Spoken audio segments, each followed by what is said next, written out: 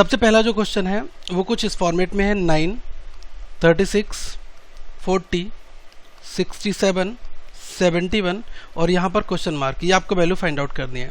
तो आप क्या करो कि यहाँ पर डिफरेंस ले लो। 36 माइनस अगर 9 करता हूँ तो मुझे कितना मिलेगा 27, 40 माइनस 36 करता हूँ मुझे मिलेगा डिफरेंस 4 का, 67 माइनस 40 करूँगा फिर मुझे 27 मिल जाएगा, 71 माइनस 67 करूँगा फिर मुझे 4 मिल जाएगा। देखो अल्टरनेट चल रहा है, पहले 27 आया फिर 4 आया फिर 27, 27 आया फिर 4 आपका आ रहा है।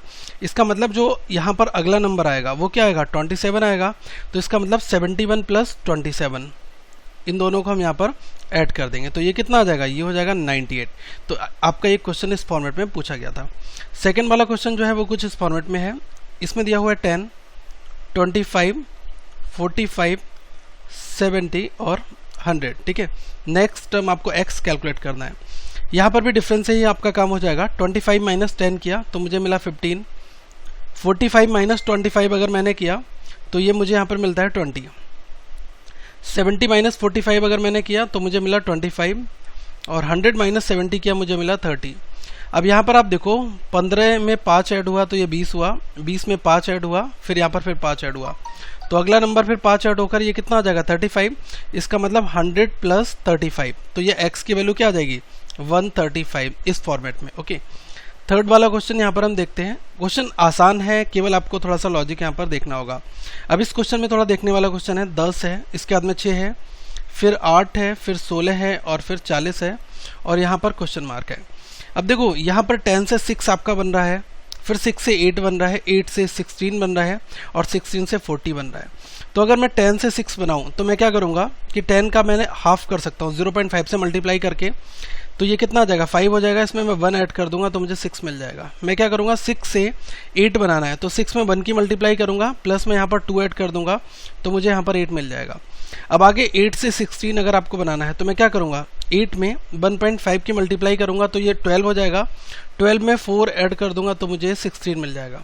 अब यहाँ पर लॉजिक आप समझना, यहाँ पर 0.5 था फिर मैंने 1 लिया, फिर 1 से 1.5 लिया तो आगे अब मैं 2 लूँगा। यहाँ पर 1 का डबल 2 हुआ, 2 का डबल 4 हुआ तो 4 का डबल क्या होगा 8 होगा। ओके, तो यहाँ पर आपको समझ में आ गया होगा 16 इंटू 2 ये हुआ 32, 32 प्लस 8 ये हो गया आपका 40। तो देखो 40 तक तो ठीक चल रहा है। आगे आपका क्या होगा 40 इंटू, अब 2 के बाद में 2.5 यहाँ पर हो जाएगा मल्टीप्लाई में और 8 का डबल 16, तो 40 इंटू 2.5 मतलब कि 40 इंटू 2 80 हुआ और 40 into half 20, 80 plus 20 that is 100, 100 plus 16 116। तो यहाँ पर इस क्वेश्चन मार्क की वैल्यू आपको इस फॉर्मेट में निकल कर आ जाएगी। ओके, फोर्थ वाला क्वेश्चन जो है इसको भी हम यहाँ पर देख लेते हैं, जिसमें दिया है 20, इसके बाद में 40 है, फिर 70 है, फिर 115, 180 और आपको x। अब यहाँ पर देखना, यहाँ पर आप डिफरेंस ले लो, डिफरेंस से आपका क्वेश्चन सॉल्व हो जाएगा। 40 में से 20 को लेस किया 20 बचा, 70 में से 40 को हटाया 30 बचा, 115 में से 70 को घटाया तो यहाँ पर कितना बचा 45 बचा। अब 180 में से 115 को अगर मैंने घटाया तो कितना बचा 65।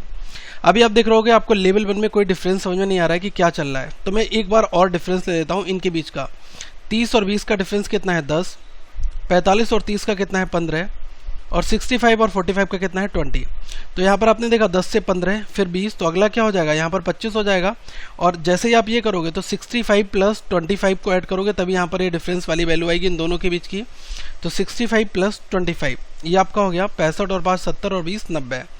तो x निकालना है तो x में क्या है इस नंबर और इन दोनों को जोड़ दो 180 प्लस 90। अब ये कितना हो गया 270, ये आपका हो गया 270। ठीक है, 180 प्लस 90 ये आपका हो गया 270। आपका आंसर इस फॉर्मेट में दोस्तों बन जाएगा। ओके, एक फिफ्थ वाला लॉजिक देखते हैं। फिफ्थ क्वेश्चन क्या था, ये था 1600, 400, 100, 25 और यहाँ पर आपको वैल्यू दी थी कि ये क्वेश्चन मार्क निकालना है। अब देखना ये क्या है कि सबसे बड़ी वैल्यू से छोटी वैल्यू की ओर हमें मूव करना है। 1600 से 400 कैसे हुआ है, ये डिवाइड बाई 4 ही तो हो रहा है। अगर आप 1600 को 4 से डिवाइड करोगे तो आपको 400 मिल जाएगा।